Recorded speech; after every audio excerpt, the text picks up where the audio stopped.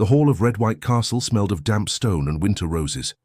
Lady Eveline stood beside her father's throne, her fingers tight against the silken folds of her gown. Beyond the narrow windows, the sky pressed low and grey, heavy with the promise of snow. Inside, the air was no gentler, every gaze fixed upon her as the king's envoy unfurled a scroll and read the decree that sealed her fate.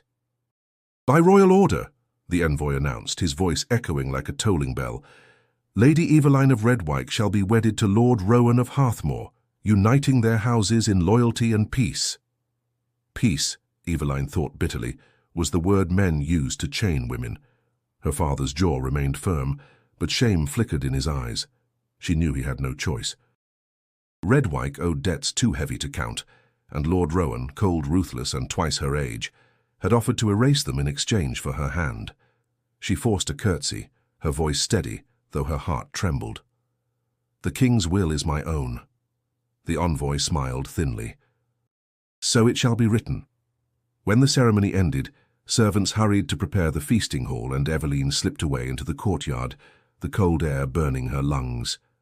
The garden lay stripped and silent beneath frost, every rosebush clawing toward the sky like a plea. She pressed a gloved hand to her chest, fighting tears she refused to shed. If she was to be bound, she would at least choose how she would face her cage. Before we step deeper into this story of forbidden vows and secret identities, don't forget to subscribe to the channel for more epic medieval tales of love and fate. A sudden shout broke the stillness. "Open the gate! A man lies wounded by the road." Eveline turned toward the noise. Two stable boys dragged a figure through the archway, his cloak torn and soaked in blood. He was tall, built with the strength of a soldier, yet his steps faltered, as if his body fought against gravity itself. His dark hair clung to his brow, and his eyes, grey as winter steel, searched the courtyard with weary defiance before he collapsed. "Fetch the physician," she ordered, rushing forward. "My lady," the elder stable boy stammered, "he's not one of ours. Could be a brigand or worse." "Then he's a soul in need," Eveline replied sharply.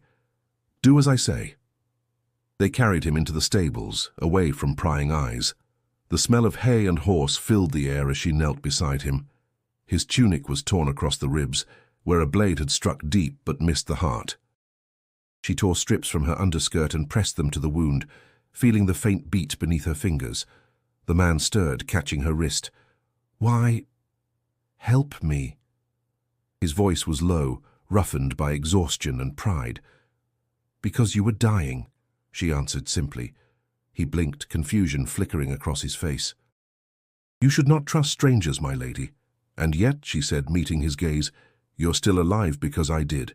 He released her hand slowly. "A dangerous kindness." "Then you'll live to warn me better," she murmured. Outside, the wind rose, rattling the wooden doors. From the direction of the keep came the sound of hoofbeats and laughter. Rowan's men come to speak of wedding contracts and dowries. She glanced toward the noise, her stomach tightening. She had only hours before she would be promised to a man she despised. Hours before her name became property. But as she looked down at the stranger lying in straw and shadow, something unspoken stirred within her, a sense that fate had not yet finished writing her story. "Rest here," she whispered. "No one must know you're alive." He tried to speak, but exhaustion claimed him. Eveline rose, brushing hay from her gown. Beyond the stable doors the castle loomed, a fortress of duty, debt, and despair. Yet somewhere in that moment, an idea took root, wild and reckless. The thought that perhaps salvation could come in the shape of a stranger.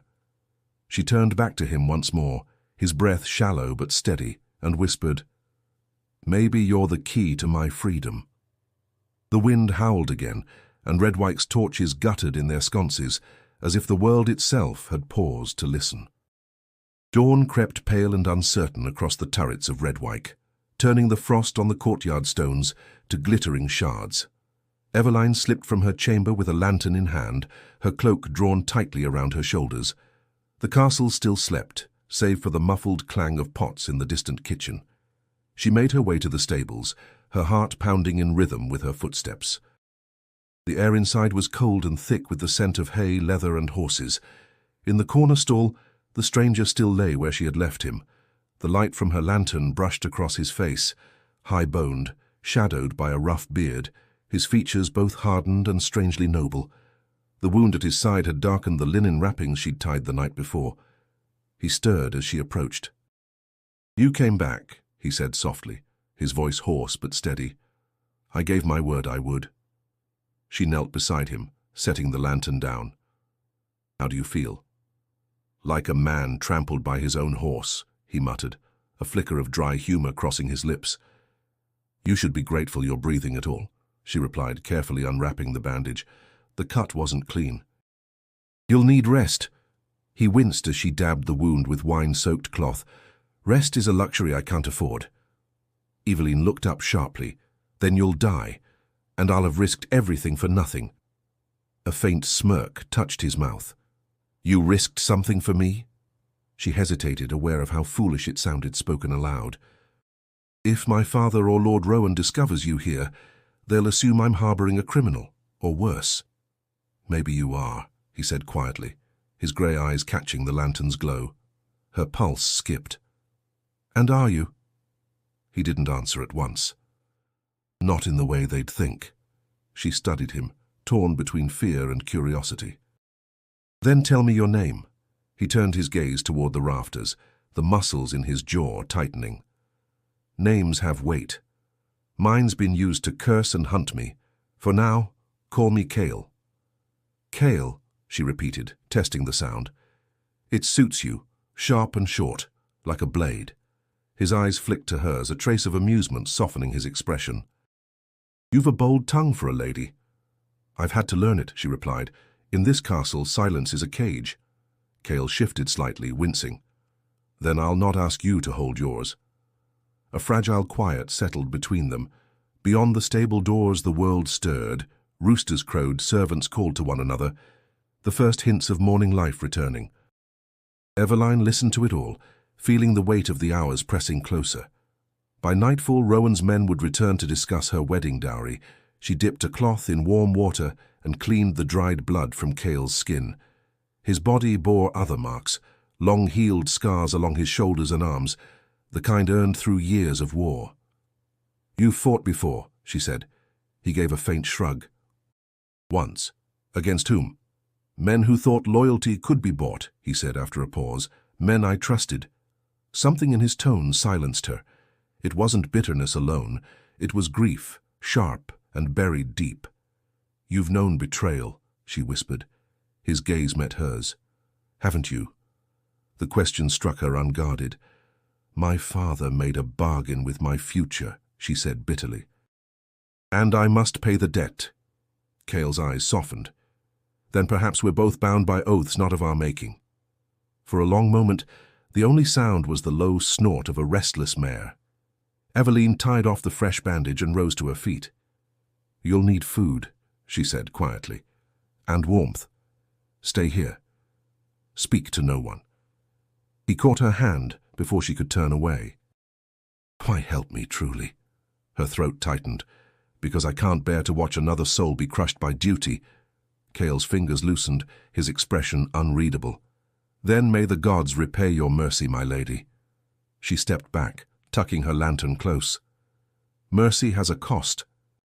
Don't make me regret it." As she left the stables, the faintest trace of dawn burned along the horizon, a pale promise that the day would not remain still. Behind her, the wounded stranger breathed slow and steady, a heartbeat she could almost feel echoing against her own. And though Eveline told herself she'd only saved a life out of pity, a dangerous warmth had already begun to take root beneath her fear.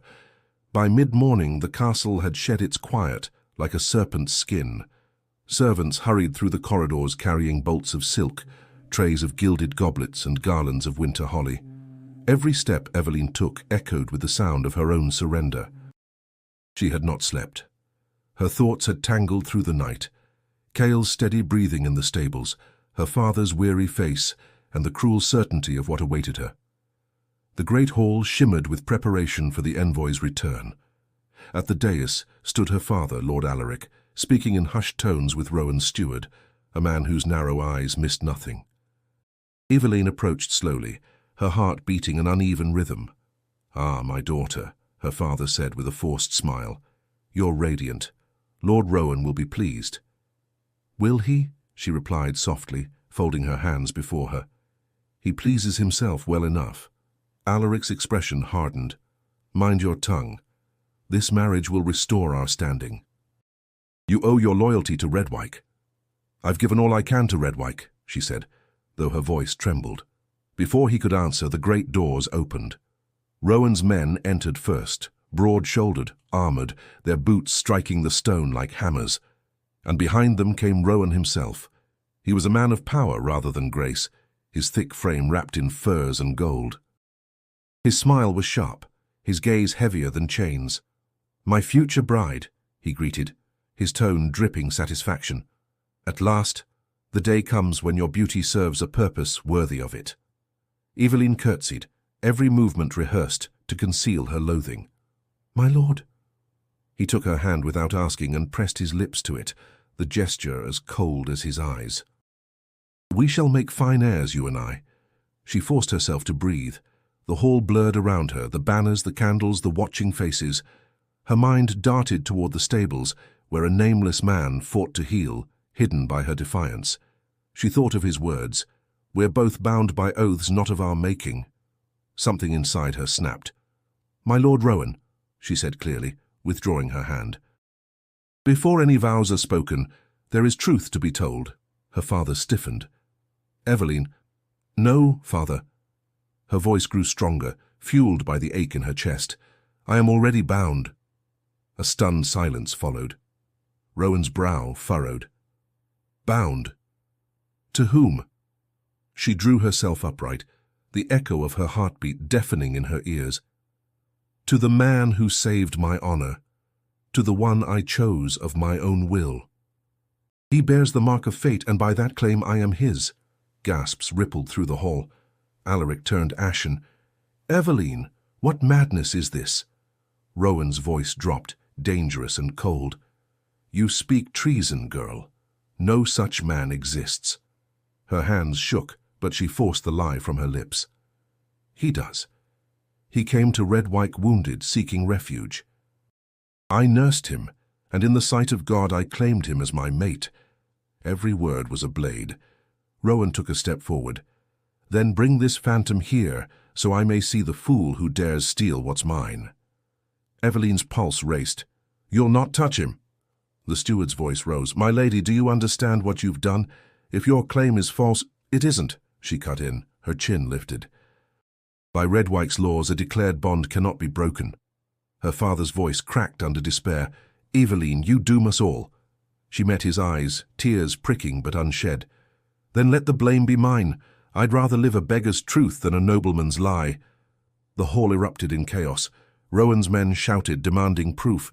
The steward argued in vain. Eveline stood still, her pulse steadying as she realized there was no turning back.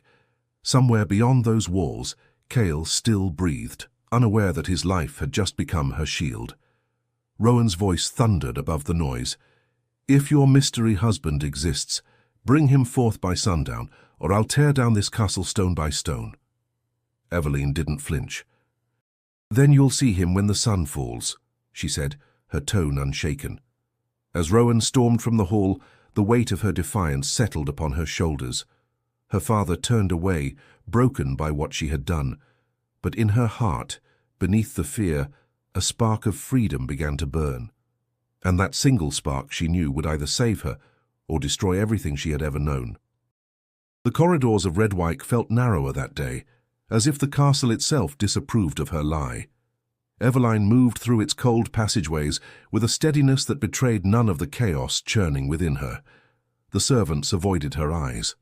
News of her declaration had spread like wildfire, and whispers followed wherever she went. By the time she reached the stables, the morning sun had broken through the mist, setting the frost aglow like shattered glass. Cale sat propped against the wooden wall, his colour stronger than before, though weariness still shadowed his features. He looked up as she entered, confusion flickering through his grey eyes. "You look as though you've wrestled a storm," he said. In truth, I may have, she answered, drawing her cloak tight. I claimed you before the court. He frowned. Claimed me? I told them you were my mate, she said in a rush, her breath unsteady. That I was already bound to you. It was the only way to stop the marriage. For a heartbeat, silence filled the stable. Then Cale let out a low, incredulous laugh that faded into a groan. You told them what? Eveline's chin lifted.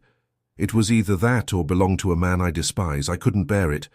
He studied her, his expression unreadable. Do you realize what you've done? Such a claim binds not only you, but me. If they take it as truth, our fates are joined before God and man alike. Her throat tightened. Would you rather I let Rowan take me? His eyes softened briefly, but he said nothing. The silence stretched between them, filled with the faint rustle of hay and the distant clang of a bell. I didn't mean to drag you into danger, she whispered. I only meant to survive it. You've done more than that, Cale said quietly. You've challenged men who hold power over you. That's not survival. It's defiance. Eveline's heart twisted. Defiance can cost lives. So can obedience, he replied. She turned away, forcing her thoughts to still. Rowan demanded proof by sundown. He'll want to see you. Then he'll see a half-dead man with nothing to offer. I'll find a way, she insisted, though the words felt fragile. You need only stand beside me. Cale leaned his head back against the wall, watching her. You're not like the women I've known in noble halls. What am I, then? Someone who still believes her choices matter. The honesty in his voice caught her off guard. For the first time she truly looked at him, not as a fugitive she'd saved, but as a man who carried secrets heavier than her own. His posture was too measured, his tone too controlled. Beneath the weariness there was a calm authority that didn't belong to common men. You speak as one used to command, she said softly. He met her gaze. And you see more than you should. Perhaps, she said, but I don't yet see who you are. Cale's mouth curved in a faint, reluctant smile. That's for the best. Not if my life depends on it, he hesitated. Some truths bring danger to those who know them. Her eyes searched his face. Then tell me only what you trust me with. His silence was answer enough. The air between them thickened, not with fear, but with the fragile pull of understanding. Eveline turned to gather fresh water, hiding the warmth rising to her cheeks. I should go, she said. If I'm to convince them, I must act the part of a devoted bride. His tone softened. You risk everything for a man you don't know. Perhaps, she murmured, but something tells me I'll know soon enough. She moved toward the door, but his voice followed her, low and almost tender. Eveline, she paused. If this lie becomes truth, it will change us both. She met his eyes one last time, seeing the storm that lived behind them. Unspoken history, buried pain, and something perilously close to hope. Then let it change us, she said, for neither of us can go back. Outside, the church bell tolled the passing hour. The sound seemed to seal her fate, echoing through stone and memory alike. And though Eveline left the stables with her pulse trembling, her steps did not falter. The sun hung low and sullen above Redwyke by the time the first horn sounded. Its echo rolled through the hills, sharp and menacing, scattering the crows that perched along the battlements. Eveline felt the chill settle deep in her bones as she watched riders gather in the courtyard below. Lord Rowan's soldiers, armoured and armed, their banners snapping like cruel tongues in the wind. From her window, she saw the steward hand Rowan a parchment marked with the royal seal. The message had arrived at dawn. The king had granted Rowan permission to verify the truth of her claim.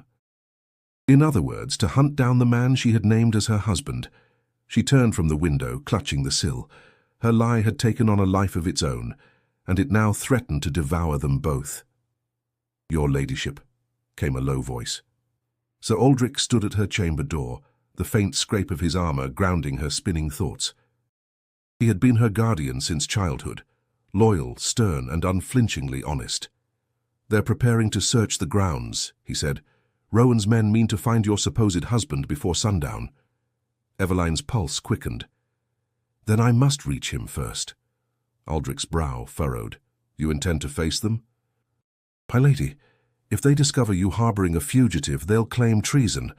Then I'll make sure they don't, she said. Please, Aldrich, I need your help. He exhaled slowly, the struggle plain in his eyes. You've always been too brave for your own good. And you've always been too loyal to stand aside, she countered softly. A reluctant smile ghosted his lips. Very well. I'll delay the riders. But you must be quick. She nodded and slipped from the room, her skirts whispering against the stone floor. The corridor smelled faintly of smoke and pine resin. Every step toward the stables felt heavier, as if the air itself conspired to slow her.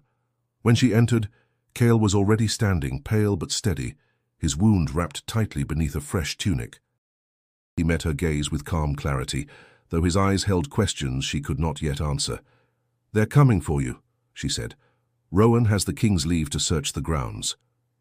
So your ruse has teeth now, he murmured. I should have expected that. I'll find a way to hide you, she said, her voice trembling with urgency. Cale shook his head. No hiding will save us. You've bound your name to mine. If they catch me skulking in shadows, it will only prove them right, that I'm a thief who's ensnared a noble's daughter. Then what would you have me do? Watch them drag you to the gallows? His expression softened. You've risked enough for me already. I decide what risk I bear, she said, meeting his gaze fiercely. For a long moment, neither spoke. The distant clatter of hooves grew louder, echoing down the outer courtyard. Time was slipping through her grasp like water. Finally, Cale said, There's one place they won't think to look, the chapel crypt beneath the old tower. You know the way? Eveline nodded, recalling childhood days spent sneaking through its corridors to escape her tutors. Yes. The keys still kept by the altar. Then help me there, he said. She moved to his side, steadying his arm as they slipped through a back passage. The corridors were narrow, lined with the fading tapestries of her ancestors. Her heart pounded at every sound, the creak of floorboards, the distant shouts of soldiers. At the base of the tower, the air turned cold and damp. She found the key beneath the altar stone, hands shaking as she unlocked the heavy door. Inside, the darkness swallowed them whole, broken only by the faint glow of her lantern. Cale leaned against the wall, his breathing labored. You shouldn't stay, he said quietly. If they find you here, I won't leave you to face them alone. He looked at her for a long moment, something unspoken flickering in his gaze. You have courage, Eveline, more than most men I've known. And you, she replied, have a way of stirring it, where I thought none remained. Above them the sound of boots thundered against the stone floor. The hunt had begun. Eveline's hand tightened around the lantern handle as she whispered, Let them search. We'll endure the storm together. The crypt breathed of dust and memory.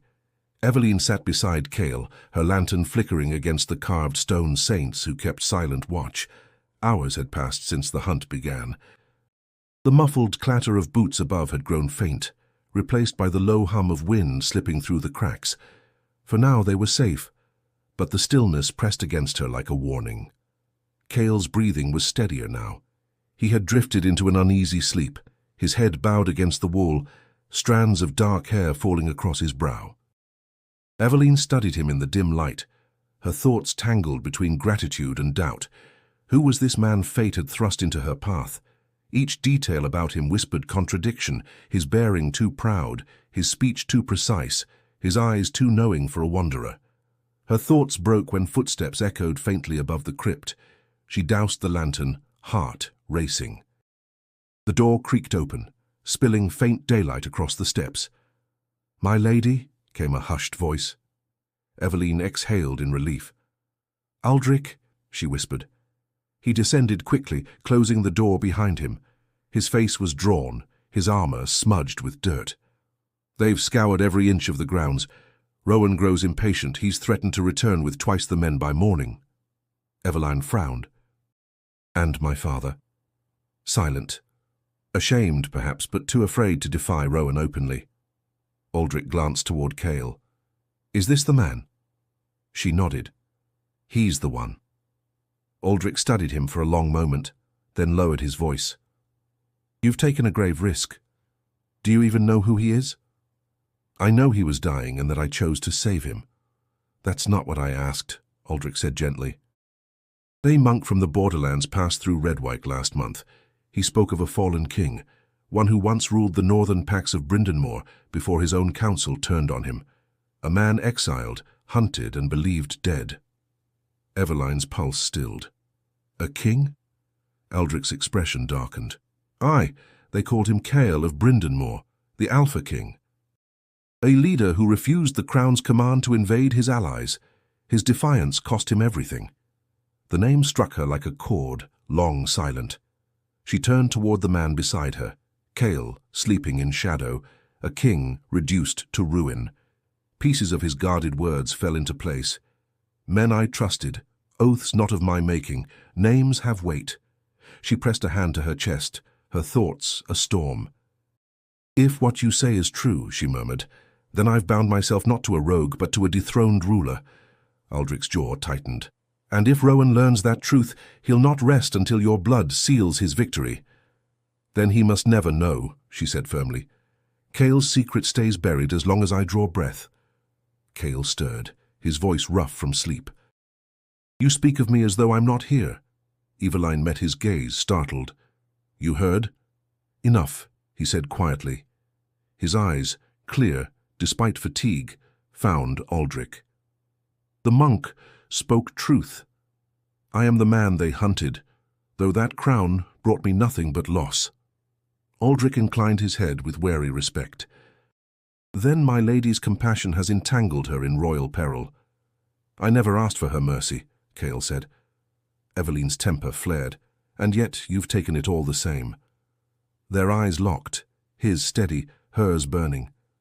Would you have me regret saving you? She asked. No, he said softly. Only understand what it will cost. She swallowed, unwilling to yield. If fate meant to punish me, it should have done so long ago. A faint smile touched his lips. Then we stand even, my lady. Above them the bell of the chapel tolled, hollow and distant. Aldrich looked toward the ceiling. They'll return soon. If you mean to protect him, you must plan carefully. Rowan's pride won't let this go. Eveline glanced at Cale. Then we'll be ready. Whatever secret your crown holds, I'll guard it, for both our sakes. Cale inclined his head, something unreadable in his eyes. So you speak like someone born to rule. Perhaps, she said, but I only ever wanted to live free. And as the wind whispered through the crypt, carrying the faint murmur of distant voices, Eveline knew freedom would now demand more than defiance. It would demand the truth she had only just begun to uncover. The night that followed was long and wordless. In the crypt, the air held the scent of wax and cold stone, the silence broken only by the soft rustle of Eveline's breath and the distant whisper of wind above the tower. She sat near Cale, the lantern dimmed to a faint glow, watching the golden light trace the curve of his jaw. The revelation of who he was had settled between them like a secret too heavy to name. At last Cale spoke, his voice low. You know now what I am. I know what they say you are, Eveline replied, but I've yet to see the monster in those tales. He gave a quiet, humorless laugh. They call me traitor, because I refused to bend my knee to a false king. I would not spill the blood of men who once called me brother. Eveline studied him. And for that they banished you. Banished, hunted, erased, he said. My council betrayed me to save themselves.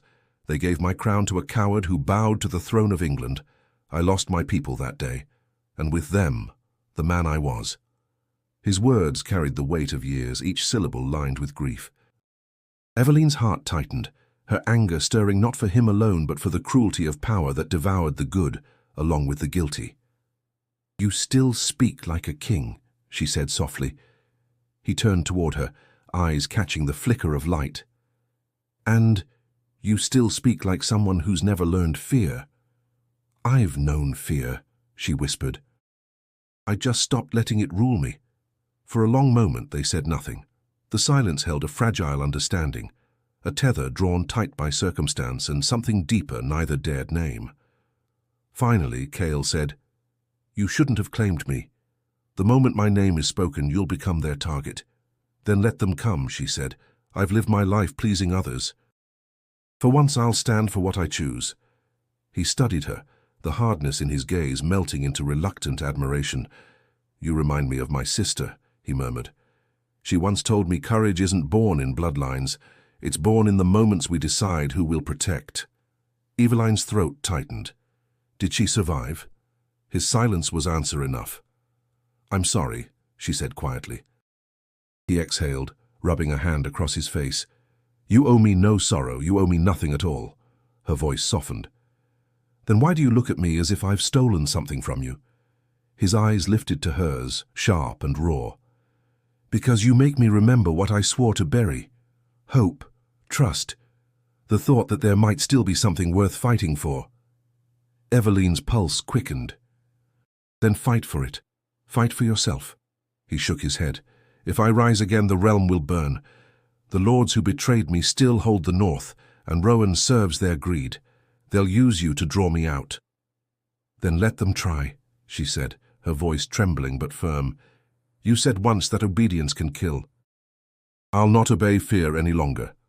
For a heartbeat their eyes locked, and the world seemed to narrow to the space between them, the faint hum of breath, the warmth of nearness, the unspoken question trembling on the edge of both their hearts. Cale reached for her hand but stopped halfway, his fingers curling into a fist. "If I let myself want this," he said quietly, "I'll forget the oath that keeps me alive." "What oath?" she asked. "To never again love what I cannot protect." Her breath caught.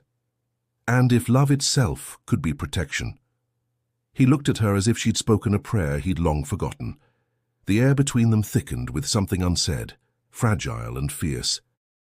Eveline stood, breaking the moment before it could consume her. "Then keep your oath, Cale, but know that I'll keep mine too." He looked up. "And what oath is that?"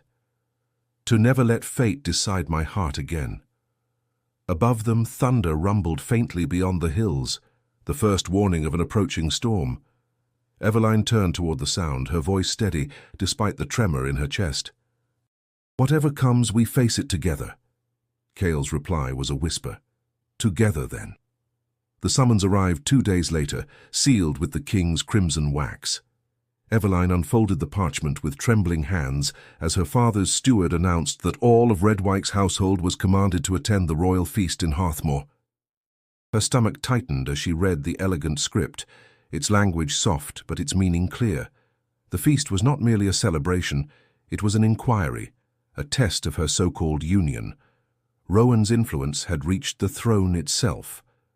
By dusk, the castle prepared for departure. Silk gowns were aired, jewels polished, and banners packed for the long road south.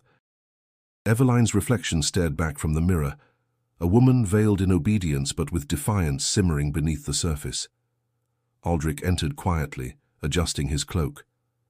"You're certain about this?" he asked. "Rowan will have eyes everywhere." "If I refuse, it proves guilt," she said. "If I go, at least I can speak for myself." Aldrich sighed. "Then let me ride close. You'll need someone loyal when truth turns against you." "Always," she murmured. The journey took 3 days through fog-drenched valleys and frost-bitten woods. By the time they reached Hearthmoor, Eveline's heart beat like a drum beneath her ribs.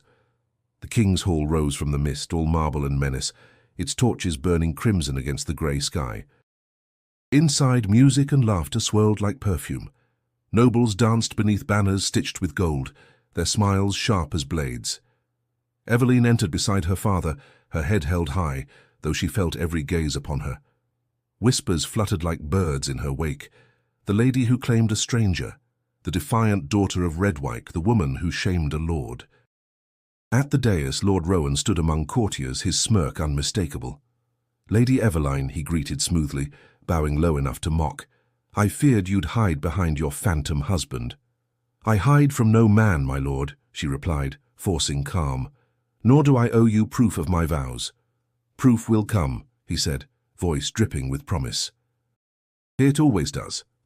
She turned from him, unwilling to let him see her tremble.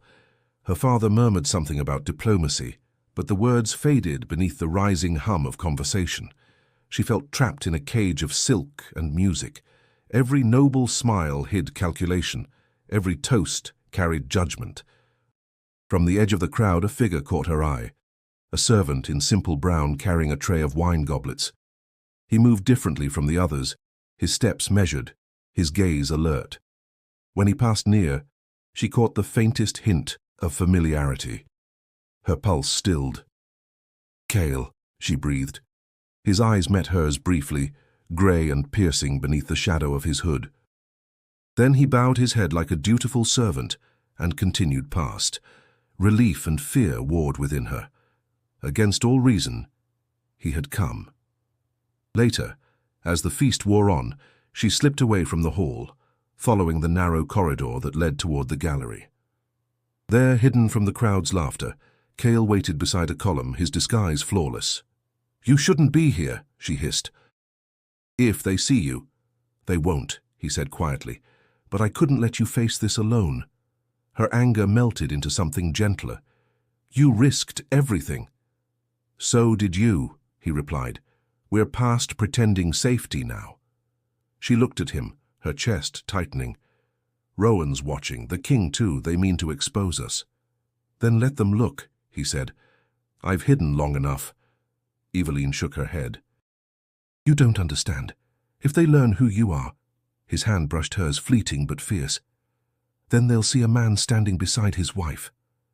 Her breath caught. "You would claim me?" "I already have," he said softly. For a moment all the noise from the hall vanished. The music, the laughter, the clinking of goblets.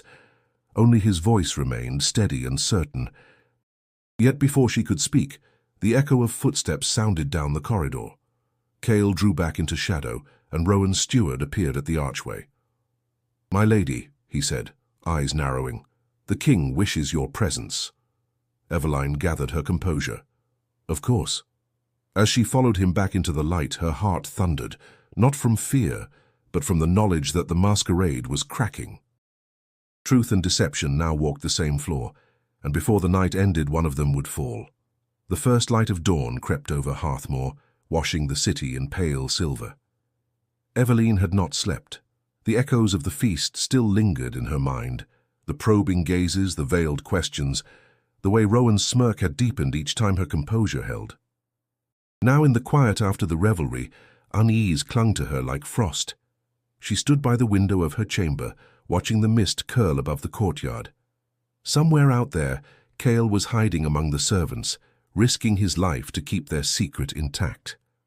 The thought should have brought her comfort, but instead it filled her with dread. Every knock at the door, every creak in the hallway, felt like the herald of discovery. A soft tap broke her thoughts. It was Lisa, her handmaiden, the same girl who had helped her since childhood, gentle and shy as spring rain. "My lady," Lisa whispered, glancing around nervously. "They're stirring below. Lord Rowan's men." "They've been speaking with the King's Guard since dawn." Eveline's pulse jumped. "About what?" "I don't know, but they keep saying your name." Fear chilled her, but she forced a steady breath. "Fetch Aldrich. Tell him to meet me in the chapel before the others wake." Lisa hesitated. "At once, my lady." She bowed and hurried away, skirts whispering over the stone floor. Eveline turned to gather her cloak, her hands trembling as she fastened the clasp. Something in the air felt wrong, too still, too calculated. When she reached the corridor, she caught the faint scent of smoke. Voices rose below, muffled but tense. In the chapel the candles were half burned, their wax dripping onto the altar cloth. She knelt briefly, whispering a prayer not of faith, but of resolve. "If there is justice," she murmured, "let it find us before Rowan does." A sound behind her made her turn. It was Cale slipping from the shadows, his face drawn and weary. "You shouldn't be here," she said, though relief flooded her at the sight of him. "I heard the soldiers stirring," he said. "Something's changed." "Yes," she whispered. "Rowan's plotting something. I can feel it." He stepped closer, lowering his voice. "Then we can't stay. I'll find Aldrich myself. We leave before sunrise." Before she could reply, the chapel doors burst open. The sound slammed through the quiet like thunder. A dozen soldiers filled the entryway, Rowan's colours on their cloaks, their blades already drawn. Behind them stood Rowan himself, his smile sharp and cold. Well, well, he said. So the rumors were true. Eveline's heart stuttered. What rumors? That my bride-to-be keeps her husband hidden under God's roof. He gestured to the guards. Take him. Cale moved before they could reach him, striking the first soldier hard enough to send him crashing into the pews. Steel met steel as two more advanced. Eveline's cry echoed through the chapel. Stop! He's done nothing. Rowan caught her arm, wrenching her back. Done nothing, he hissed. He's a traitor. The king's spies confirmed it. Your so-called mate is Cale of Brindenmore, the banished Alpha King himself. The words froze her blood. You lie. Do I? Rowan sneered. Your handmaiden told us everything. Eveline's breath faltered. Lysa? Rowan smiled wider. Sweet little thing. Loyal to her purse, if not to you. The betrayal struck harder than any blade. Eveline's vision blurred, fury rising like fire in her throat. You'll regret this, Rowan. He leaned close. Not as much as you will. The soldiers overwhelmed Cale, striking him across the back before he could recover. He dropped to his knees, blood darkening his tunic. Don't touch her, he growled, his voice low and feral. Rowan's eyes gleamed. You'll speak when spoken to, usurper. Eveline struggled against his grip, her voice breaking. Please, he's wounded. Take me instead. Rowan released her with a shove. You'll have your turn, my lady. But first let your husband learn what it means to defy me. As they dragged Cale away, his eyes found hers across the chapel's flickering light. No words passed between them, only the silent vow of something unbroken. Eveline fell to her knees as the doors slammed shut, her breath shattering in the cold air. Outside, the bells began to toll the hour, harsh, relentless, merciless. Dawn had come, and with it, betrayal. The dungeon beneath Hearthmore reeked of rust, damp earth, and forgotten cries. Torches sputtered along the stone corridor, their light dim and sickly. Eveline's footsteps echoed as she descended the stairs, guided by Sir Aldrich's steady hand. Each step sank her deeper into despair. Somewhere below, Cale suffered for the lie she had spun, and the truth he had never denied. You shouldn't be here, Aldrich murmured. If Rowan discovers... Then let him, she cut in, her voice sharp with grief. He's already taken everything else. Aldrich sighed, but he didn't argue. When they reached the last gate, the guard hesitated only a moment before handing over the key. The man's pitying glance burned her pride. 5 minutes, my lady, he said quietly. The cell was dark except for a single torch fixed high in the wall. Cale sat chained to the stone, his wrists raw and bleeding. His head lifted at the sound of her steps, and even in the dimness his eyes found her, grey, unwavering, still defiant despite everything. You came, he said, his voice hoarse. I swore I would, she replied, kneeling beside him. Her hands shook as she brushed the blood from his cheek. I should never have let them take you. He gave a faint, bitter smile. You couldn't have stopped them. Rowan wanted proof of power. Now he has it. Her throat tightened. You should have denied your name. I would not shame it, he said simply. Let them chain my body. They can't chain the truth. Eveline closed her eyes, anger and sorrow twisting together. The truth will kill you. Perhaps, he murmured. But better to die for who I am than live as what they made me. His words tore at her resolve. She reached for the shackle on his wrist, tracing the iron band with trembling fingers. I can't watch this, she whispered. There must be a way to free you. There's always a way, he said, his tone soft but steady. The question is what you're willing to pay for it. I'd pay anything, she said before she could stop herself. He looked at her, something fierce and aching flickering in his gaze. Careful, Eveline. Words like that bind stronger than chains. Her breath caught. Then let them bind me. The torchlight wavered, catching the sheen of tears in her eyes. For a heartbeat, the silence between them pulsed like a heartbeat shared. Cale leaned forward as far as his chains would allow, his voice barely above a whisper. You should run while you still can. Rowan will use you to break me. I'm not leaving you, she said. He shook his head. If I fall, Redwyke falls with me. You must protect your people. My people abandoned me the moment I defied their order, she replied bitterly. What I have left is here. He exhaled, the sound heavy with both frustration and something deeper. You don't understand. They mean to take me north by week's end, to make a show of my execution. Rowan seeks favor with the crown by offering my head. Eveline's hands clenched into fists. Then he'll have to kill me first. Don't say that, Cale said sharply, the strength in his tone startling her. If you die, everything I've endured will be for nothing. She met his gaze with quiet defiance. Then help me stop him. For the first time since his capture, hope flickered across his face. You have a plan. Not yet, she admitted, but I have allies. Aldrich will ride for Redwyke tonight. There are still those loyal to me, and perhaps to you if they knew the truth. Cale studied her for a long moment, then nodded. Then let your courage be the spark. I'll endure until you return. Eveline reached for his hand, pressing her palm against the cold iron that separated them. You've given me a cause, Cale, not as a king but as a man who still believes in something greater than fear. He smiled faintly. And you've given me reason to believe again. Their fingers brushed through the chain's narrow gap, a fleeting connection forged in pain and purpose. Then Aldrich's voice broke the silence. Time's up, my lady. Eveline rose slowly, her heart heavy but resolute. As she turned to leave, Cale's voice followed her through the darkness. Eveline, whatever happens, remember who you are. Never bow. She paused at the threshold, her voice steady despite the tears threatening to fall. Neither will you. When the gate closed behind her, she carried his words like armor.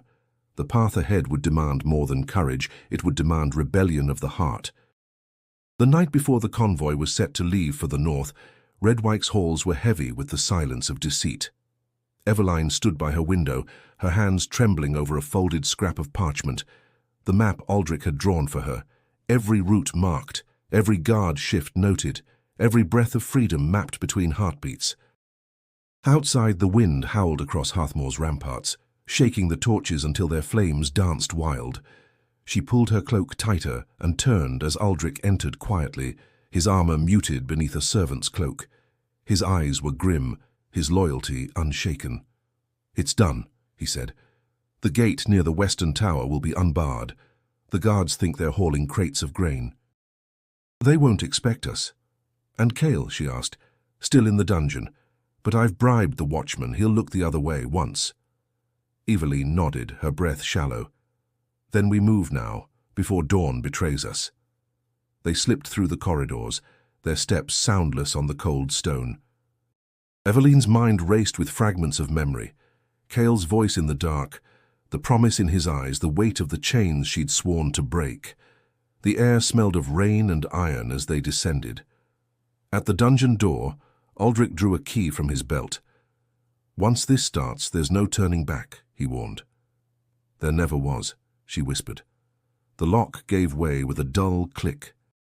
Inside, the torchlight trembled across damp walls. Cale looked up from his corner, disbelief flashing across his bruised face. You shouldn't be here, he said, though his voice betrayed the hope he tried to bury. I gave my word, Eveline answered, crossing to him. She knelt, hands quick on the shackles. We're leaving. Aldrich handed her a dagger. Use this. The links are weak. With steady force, she wedged the blade beneath the first iron loop. It snapped free, the sound echoing like thunder in her chest. Cale exhaled, eyes fixed on her. You risk everything again. Then it seems I've made a habit of it, she said, freeing the last shackle. He stood slowly, testing his strength. The blood drained from his hands as life returned to them. How many guards? Too many, Aldrich replied, but not enough to stop us if we move fast. Cale's hand brushed Eveline's briefly, a silent gratitude, a vow renewed without words. Then the three of them slipped into the passage, the air thick with tension. The corridors above were dim and half deserted. A storm had gathered outside, thunder rolling like distant drums. Each strike of lightning illuminated the narrow halls, the shadows stretching like watchful ghosts. They moved swiftly, Aldrich leading. When they reached the courtyard, the sound of hooves and voices carried through the wind. A patrol. Eveline froze, her breath caught in her throat. Wait, Cale murmured, pulling her into the shadow of an archway. 2 guards passed within arm's reach, their laughter muffled by the storm. When they vanished, Aldrich signaled them forward. The western gate loomed ahead, half hidden by the rain. Beyond it lay the open moors, freedom and peril intertwined. But as they neared the gate, a shout rang out. "Stop! Who goes there?" Steel flashed. The nearest guard lunged, sword raised. Cale met him head-on, disarming him with brutal precision despite his wounds. The man fell hard, the clang of metal swallowed by thunder. Aldrich shoved the gate open. "Go!" he barked. Eveline turned to help Cale, but he was already at her side, his hand closing around hers. "Run!" They plunged into the rain-soaked darkness. The storm lashed at them, wind tearing through their cloaks as they crossed the outer field. Behind them, shouts rose, Rowan's men discovering the breach. Arrows hissed through the air, striking mud and stone. Aldrich's voice carried above the chaos. "Head for the river. Follow it north until the trees hide you." Eveline glanced back just once, seeing the glow of torches chasing through the rain. Cale's grip tightened, urging her onward. Every breath burned, every step felt stolen from death itself. When they reached the edge of the woods, Aldrich turned back toward the castle. "Go! I'll delay them." "No!" Eveline cried, but he shook his head. "My oath is to your freedom," he said firmly. "Now run, my lady." Cale pulled her into the trees, the forest swallowing them whole. Behind them, the clash of steel echoed faintly, fading into the storm. Eveline's heart shattered for what they left behind, but in its place, something new ignited. They were free, not safe, not certain, but free. The forest stretched endlessly beneath a sky bruised with stormlight. Rain clung to the branches, dripping like a heartbeat, steady and relentless. Eveline moved beside Cale through the tangle of roots and mist, every muscle aching, every breath cold in her lungs. The escape still throbbed in her memory, the shouts, the clash of steel, the way Aldrich had turned back without hesitation. She forced herself not to wonder whether he still lived. To think of that now would break her. Cale walked a few paces ahead, his cloak torn, his movements stiff with pain. The wound on his side had reopened during the flight, streaks of blood dark against the fabric. Eveline caught up to him, her voice hushed but firm. "You need to stop." He shook his head. "Not yet. We're too close to the border." "You'll collapse before we reach it," she said, gripping his arm. "Let me look at you." Reluctantly, he sank to one knee beneath a towering oak. The light filtered weakly through the canopy, painting his face in muted silver. Eveline tore a strip from her cloak and pressed it against his side. The warmth of his blood seeped through, and her throat tightened. "You risked your life for me," she whispered. "You shouldn't have." He gave a faint, weary smile. "Her king who won't protect those who stand for him deserves no crown." "You're no king now," she said softly. His gaze lifted to hers. "No, but I will be again." The certainty in his tone startled her. "You'd return to Bryndenmoor? After what they did?" "I left behind loyal men, hunters, soldiers, families who remember the truth," he said, his voice gathering strength. "If word spreads that I still live, they'll rise. Rowan's power in the north rests on lies. Exposing them is the only way to end this." Eveline frowned, binding the cloth tighter. "And what if the people no longer believe in you?" "Then I'll give them reason to." His conviction both terrified and moved her. She saw in him not just the fallen ruler, but the man beneath, the one who carried his failure like a crown of thorns and still refused to bow. As she finished dressing the wound, thunder rumbled distantly. "The rain's easing," she murmured. "We should find shelter." Cale rose slowly, leaning on the tree trunk. "There's an old outpost nearby. My scouts used it years ago to watch the southern trails. You think it's still standing? Stone remembers longer than men do." They pressed on, guided by fading light. The forest thinned near the ridge, revealing the faint outline of ruins, half swallowed by ivy and moss. Crumbling walls, a collapsed tower, and the remnants of a hearth that had long forgotten fire. It was shelter enough. Inside, Eveline coaxed a spark from flint and steel until flames flickered weakly against the damp air. Cale sat opposite her, his face washed in gold, his eyes shadowed but alive. "Why did you come back for me at Hearthmore?" she asked quietly. "You could have escaped alone." He looked at her as though weighing the truth against silence. "Because I meant what I said in the chapel. I will not let fate decide for us, not again." Her breath faltered. "You make it sound as if we have a choice." "We always do," he said, "even when the world tells us we don't." For a moment, the crackle of fire was the only sound. Outside, the storm softened to a whisper. Eveline watched the flames dance in his eyes and felt something stir, hope, dangerous and bright. Then came a knock against the stones outside, a man's voice, low but urgent. "My king?" Cale froze. Eveline's heart leapt. From the darkness stepped 3 men in worn armor, cloaks marked by the sigil of Brindenmore, a wolf encircled by thorns. Their leader fell to one knee. "We heard the rumors, we followed the trail. By God's grace, it's true. You live." Cale's jaw tightened. "Rise, old friend." Eveline's mind spun. His people had found him. The exile had ended. The soldier's gaze flicked to her. "And the lady?" Cale's answer came steady and unflinching. "She is my bond, my truth." The man bowed his head. "Then she is under our protection." As the fire crackled between them, Eveline felt the weight of destiny shift.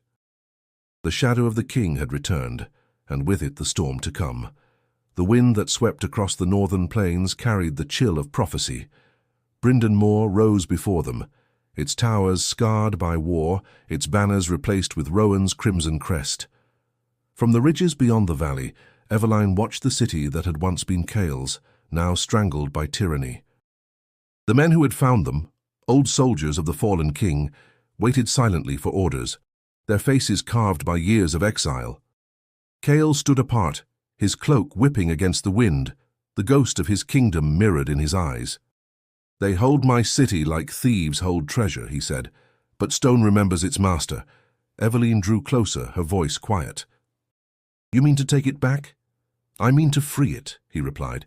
"Rowan's army has fortified the gates, but their strength is fear, not loyalty. If we strike with purpose, the people will rise." She looked down at the camp below, where tents and fires dotted the frostbitten ground. The rebels had grown in number, farmers, smiths, soldiers who had deserted Rowan's cause. Their faith in Cale was fierce, but Eveline saw the weight it placed upon him. Every life here was a promise he could not afford to break.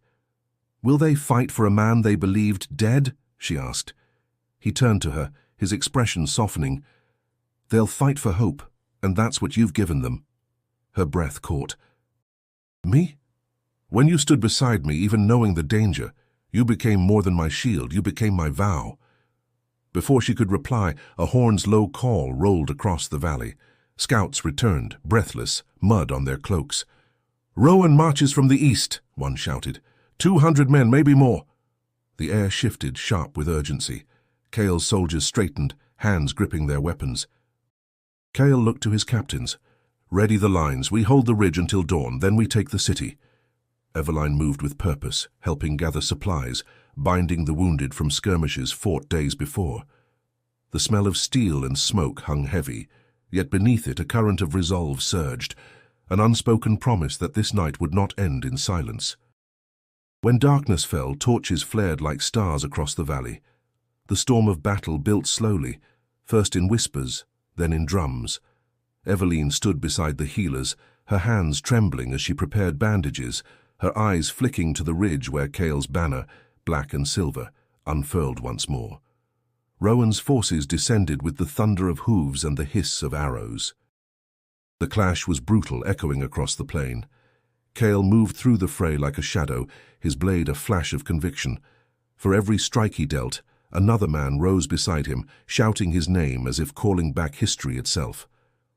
From her post near the supply tents, Eveline caught glimpses of him through the smoke, fighting not as a king reclaiming power, but as a man protecting everything he loved. Her chest ached with a mix of pride and terror. A wounded soldier stumbled toward her, clutching his side. "They're pushing us back," he gasped. She tore a strip of cloth and pressed it to the wound. "Hold fast," she urged. Brindon will not fall tonight. But the sound of steel grew nearer. The rebel line was faltering under Rowan's superior numbers. Eveline's pulse pounded in her ears. She reached for a fallen soldier's sword, the weight of it foreign in her hand.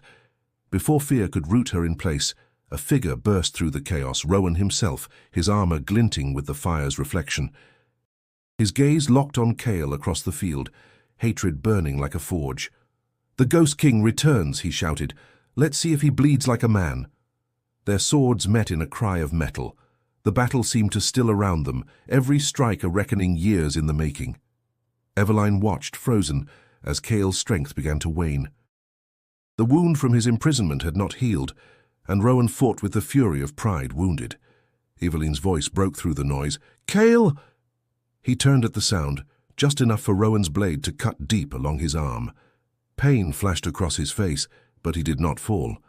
Instead, he surged forward, catching Rowan's sword at the hilt and twisting. The metal screeched, then snapped. Cale's voice thundered across the valley. "This land is not yours to command." He struck, sending Rowan to his knees. Around them, the rebel cries rose higher. The tide turned. Soldiers who had once served Rowan dropped their arms, their loyalty shifting with the wind. When the last horn sounded, the fires of Brindon burned not in destruction, but in renewal. Eveline ran to Cale's side, her hands trembling as she reached for him. "It's over," she whispered. He looked toward the rising dawn, his breath ragged. "No," he said softly. "It's only beginning." The dawn after battle rose crimson, bleeding light over Brindon battered towers. Smoke drifted from the lower quarter, where the last of Rowan's banners still smouldered, curling into the sky like remnants of a curse.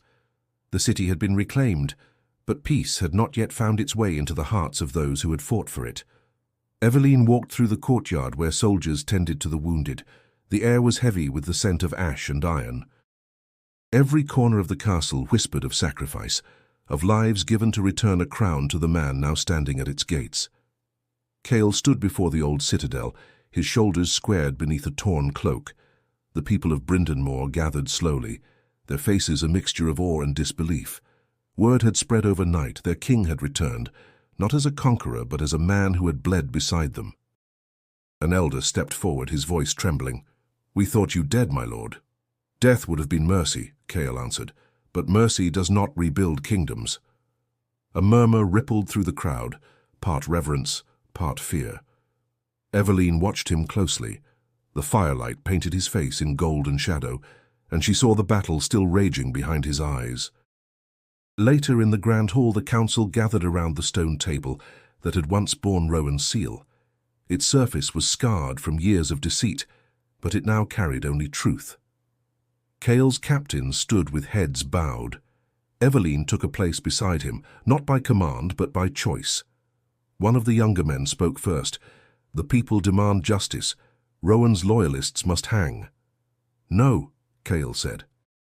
"The realm has drowned in vengeance long enough.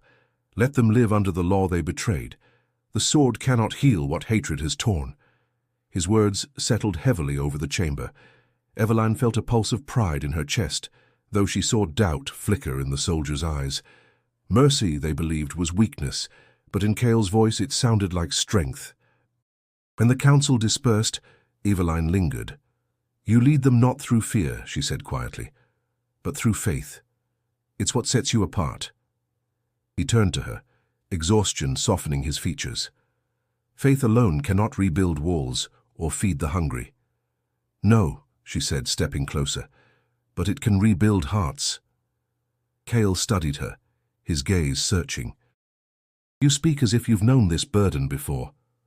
"I've known what it is to be trapped by duty," she replied, "to have every choice decided by someone else's ambition. You've given them hope, Cale. Don't lose it now."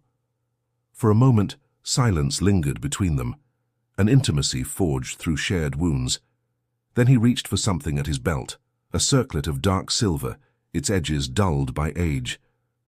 "The crown of Brindon. It was forged for rulers," he said, voice low, "but I was never worthy of it. Not until now." He held it in his hands, as if testing its weight against his own conscience. "When they set this upon my head, they will call me king again, but I would rather it mean something more. Eveline's heart tightened. And what would that be? That I have earned the right to stand beside those I rule, he said softly, to love without chains, to lead without pride. He stepped closer, the crown glinting between them. When this is done, the realm will need its queen. But I will not command it of you. You must choose freely, Eveline. Her breath trembled. You'd give me a choice in a world built on taking them? I would give you nothing less, he said. The fire behind him threw light across the silver band, its glow like sunrise breaking through smoke. Eveline reached out, her fingertips brushing the metal. Then I choose not the crown, she whispered, but the man who wears it. Cale's smile was faint, touched with reverence. Then both crown and king are yours. Outside, the bells of Brindonmore tolled, a sound not of mourning but of rebirth. The city stirred, the people gathering in the square as word spread. The Alpha King had returned, and beside him stood the woman who had defied fate itself. In that moment, Eveline knew their story was no longer about survival. It was about sovereignty, their own and that of a kingdom risen from ashes. Night returned to Brindonmore soft and endless, its stars scattered across a sky cleansed by rain. The fires of war had burned out, leaving only embers glowing along the castle walls. The air carried the quiet hum of renewal, hammer strikes from the forges, laughter from the streets, songs whispered by those who had survived. The kingdom was breathing again. Eveline stood on the highest terrace of the citadel, her gown rippling in the cool wind. Below her stretched the valley, silvered by moonlight. The world seemed almost peaceful, but her thoughts were far from still. So much had been lost to bring them here. Aldrich's sacrifice, her father's silence, the endless toll of battles fought for a dream too fragile to name. Behind her came the familiar rhythm of footsteps, firm, deliberate, known. Cale approached quietly, his cloak brushing the stone. His crown rested in his hand, not on his head. They're rebuilding the east gate, he said. Children already play in the square. It feels alive again. Eveline smiled faintly, because it has something worth believing in. He paused beside her, his gaze sweeping the horizon. I ruled once with power. Now I wish only to rule with purpose. And what of peace, she asked. Peace is not given, he said softly. It's built, one heartbeat at a time. For a moment, neither spoke. The wind carried the distant murmur of the people, his people now and hers. The quiet between them was not emptiness, but fullness, the kind born from everything endured and everything still ahead. You kept your word, Eveline said finally. You took back what was yours. I had help, he replied, his eyes finding hers. A woman who taught me that crowns mean little without conviction. She looked away, her heart tight. And what of that conviction now? Will it fade once the crown settles again? He stepped closer, the faint scent of ash and pine clinging to him. Not if you stand beside me. Eveline met his gaze, the stars mirrored in his eyes. You already know my answer. Then let me hear it, he murmured. She drew a breath, steady and sure. I choose you, not for your title, not for the throne, but for the man who would rather break chains than wear them. Something unguarded flickered across his face, a mix of reverence and relief. Then I am the luckiest of men. He took her hands, his palms rough and warm against hers. Eveline of Redwyke, you've given me more than a kingdom. You've given me reason to lead it with heart. Stand with me, not as queen bound by duty, but as the equal I never deserved. Tears welled in her eyes, though her smile held steady. Then let us build a realm that remembers mercy before power, love before fear. Cale bowed his head, their foreheads touching, the world narrowing to breath and silence. By the stars that witnessed my fall, he whispered, I vow never to let darkness claim what we've built, not again. And I, she answered, by the same light that led us here, vow to keep you grounded when the crown grows heavy. They stood beneath the vast northern sky, the constellations wheeling above like old gods listening. Below them, Brindonmore stirred, a city reborn, a people unbroken. Cale slipped the crown into her hands. Keep it for me, he said. She traced its edge, feeling the weight of history within it. "You trust me with your kingdom? With my life?" he said. Eveline lifted her gaze toward the stars. "Then it's safe." The bells began to ring from the chapel below, their tones deep and bright. The sound washed through the city, mingling with the voices of those who had endured. For the first time, Eveline heard not a summons to war, but a call to begin anew. Cale wrapped his arm around her, his voice low. "We've walked through fire, and still we stand." She leaned against him, her whisper carried by the wind. "Then let this night be our promise, that no power, no crown, no darkness will ever unmake us." He kissed her brow, the gesture tender, reverent. "The kingdom may remember me as king," he said, "but I'll remember this night as the moment I became whole." The stars burned brighter as if in blessing. And in the quiet that followed, Bryndenmore finally belonged not to history or legend, but to love hard-won and freely given. If this tale of courage, love, and redemption stirred your heart, subscribe to the channel and click the next video to continue your journey through more medieval romances.